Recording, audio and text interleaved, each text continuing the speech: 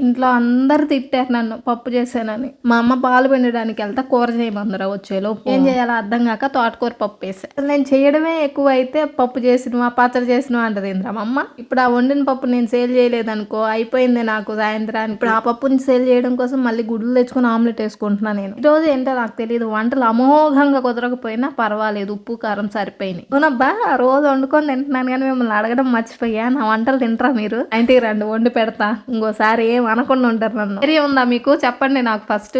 మాకు బతకాలని ఆశ ఉంది అక్క అంటారా? కొరియన్ డ్రామాలు సజెస్ట్ చేయమన్నారు కదా, ప్రెసెంట్ నేను చూసేదైతే డైనమైట్ కిస్ ఒకటి నెట్ఫ్లిక్స్ లో వస్తుంది చూడండి. ఏషియన్ డ్రామాస్ కి వికీ యాప్ అని ఒకటి ఉంటది, అందులో చైనీస్ డ్రామాస్ కొన్ని ఉన్నాయి ప్రెసెంట్ నేను చూసేవి. స్పీడ్ అండ్ లవ్ ఒకటి, నిప్పర్ బటర్ఫ్లై అని అమ్మాయి పెద్దది అబ్బాయి చిన్నోడు ఏజ్ గ్యాప్ లవ్ స్టోరీ. ఇంకోటేమో సెకండ్ ఛాన్స్ ఆఫ్ రొమాన్స్ అని ఇంకో సినిమా కాదు డ్రామా.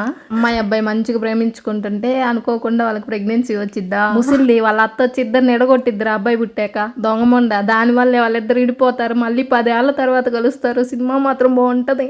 నా నోటికి అన్ని సినిమా అని వస్తుంది డ్రామాస్. ఇంతకు మీరేం చూస్తున్నారు ప్రెసెంట్? చూడడానికి నీకు టైం ఎక్కడుంది అంటారేమో, నైట్ టైం చూస్తా నేను. ఇంకా కావాలా డ్రామాస్ నేమ్స్? చెప్తా, నాకేం ఇబ్బంది లేదు, నేను బోల్డ్ అని చూస్తా. ఇంకా ఆ నోట్లోకి చిన్న చిన్న ముద్దలు పోతే ఆందో, ఒక ముద్ద నోట్లో పెట్టినామంటే ఇంకా నవలుతా ఉండాలి. చిన్న చిన్నవి తింటే అసలు తిన్న ఫీలే రాదు నాకు. మరి మీకు?